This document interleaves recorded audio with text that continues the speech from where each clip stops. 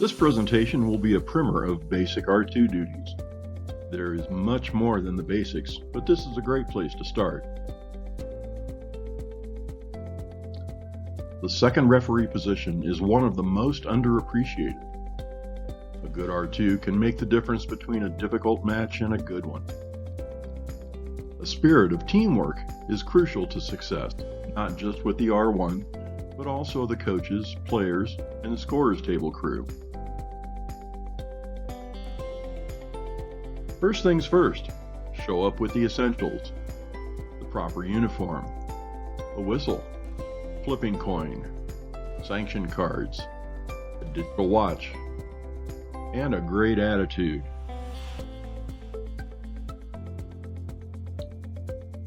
The duties of the R2 come in three varieties: pre-match duties, the duties during play, which include monitoring for net faults, centerline faults, and antenna faults on the R2 side, and dead ball administrative duties, substitutions, timeouts, bench awareness, and overseeing the score table.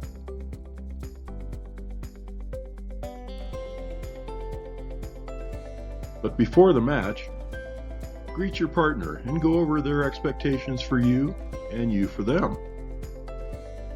Attend the coaches and captains meeting, selecting the rosters. Time and administer the pre-match warm-ups. Collect the lineups before the 2-minute mark. Ensure the score table crew has the lineups properly entered. Write out your lineup card.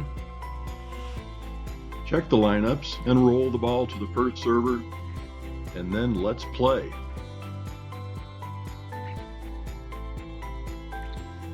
The second part of the R2's job happens during play in what is called the transition. The transition is a smooth, compact movement from side to side to the defensive side of the net. The purpose is to maintain coverage of the play by the officials, the R1 covering the offensive side and the R2 the defensive side.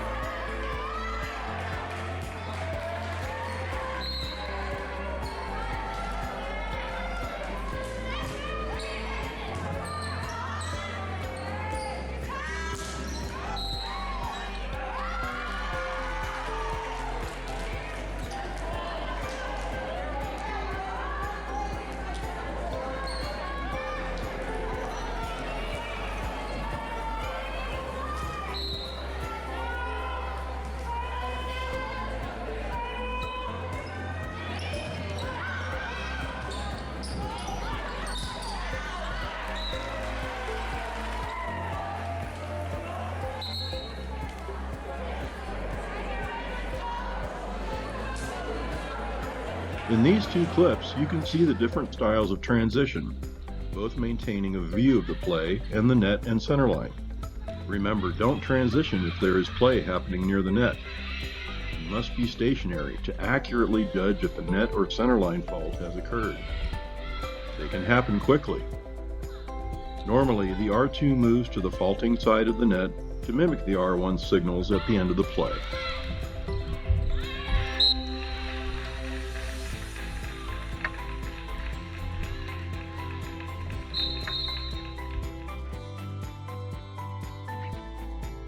In this clip, the R2 moves to the defensive side of the net and calls a net fault. If R2's whistle ends a play, they move to the fault side, signaling a net fault, and then indicate the number of the player at fault. They then wait for the R1 to award the point, and then mimic the point signal. Note that the only thing that has to happen right away is the whistle to stop play. Everything else can take its time. Notice how this R2 begins on the receiving side of the net, transitions to the defensive side, and is stationary when play happens at the net. If you are not stationary, your eyes are constantly refocusing and you may miss nets. Whistle, move to the fault side, signal the fault, the number of the player, and then wait for the R1 to award the point before mimicking the award.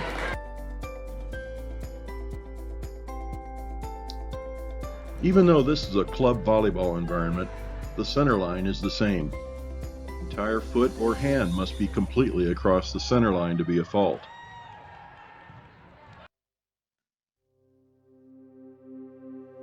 Though not the best R2 technique, does this look like a fault? You must be stationary at the moment of the fault to clearly see the difference. This R2 appears to have been blocked by the pole to have an unimpeded view of this play.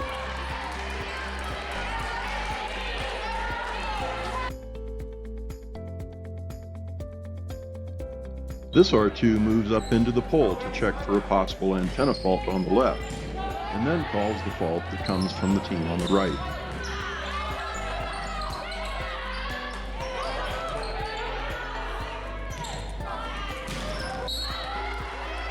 Moving into the pole is a good habit to see faults and to avoid contact with the players. Again, note the whistle, move to the fault side, and signal the fault.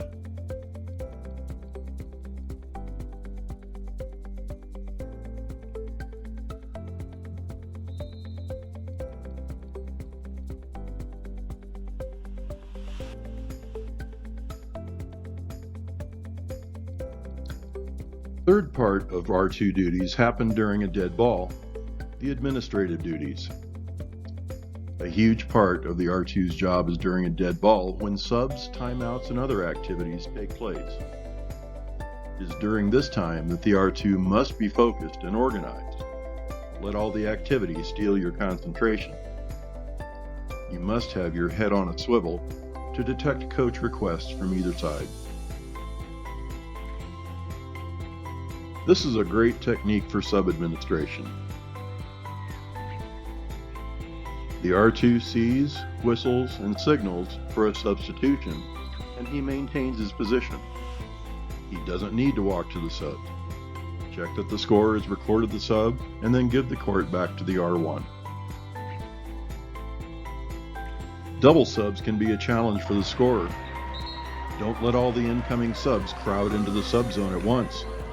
Second sub must stay outside the sub zone until the first is released. This is so the scorer can quickly tell who is subbing for whom.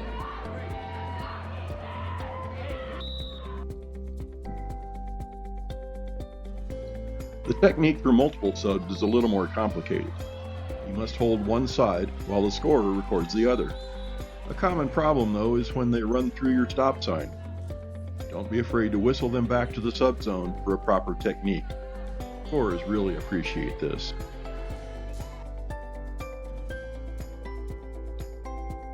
It seems like a minor thing, but the libero needs to be replaced on the sideline between the attack line and end line so the libero tracker can pick up the replacement. The R2 must be aware when a replacement takes place and make sure the proper procedure is followed. It is appropriate to warn the coach if this happens. A yellow unnecessary delay is assessed if this continues. The R2 must be aware and anticipate when a coach may call a timeout. That's where the head on a swivel part comes in. The timeout request may be verbal or by hand signal. Notice the technique. Whistle, signal timeout, point to the center of the court, and then informally show the R1 how many timeouts each team has taken. At the close of the timeout, the R2 tells the coach if they have taken their second timeout, which is not necessary if they've only taken one. A warning whistle at 15 seconds. Tell the scoreboard operator to sound the horn and then make a formal signal indicating how many timeouts have been taken, which the R1 copies. Here's a topic that could be its own module. As we all know, things don't always go smoothly and coaches get upset. In this video, a call is reversed. What we must do is remain calm, listen to the coach, and resolve the issue. That doesn't mean that everyone will be happy with the result, but we must get the call right. A very important thing to note is that coaches cannot come into the subzone to talk to us. If they do, calmly and courteously walk them out of the zone and then listen to their concern. They know they can't be in the subzone. Coaches also do not get to yell across the court at the R1. We as R2s must intervene to get the coach to talk to us instead of the R1. If we must, we can go across and discuss the play with our partner and come up with the right call. Diplomacy. R2s must be diplomats. The coaches will not always be happy with what you have to say. Explain a ruling using the language of the rules. Do not accept arguments based on the referee's judgment, in other words, ball handling or ball in and out. And make it clear that you are here to get the call right.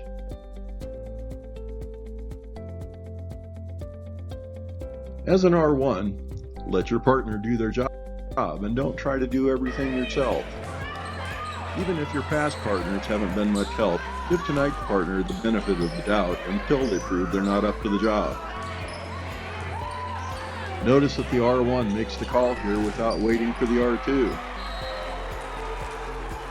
That shows poor teamwork and doesn't make you any friends.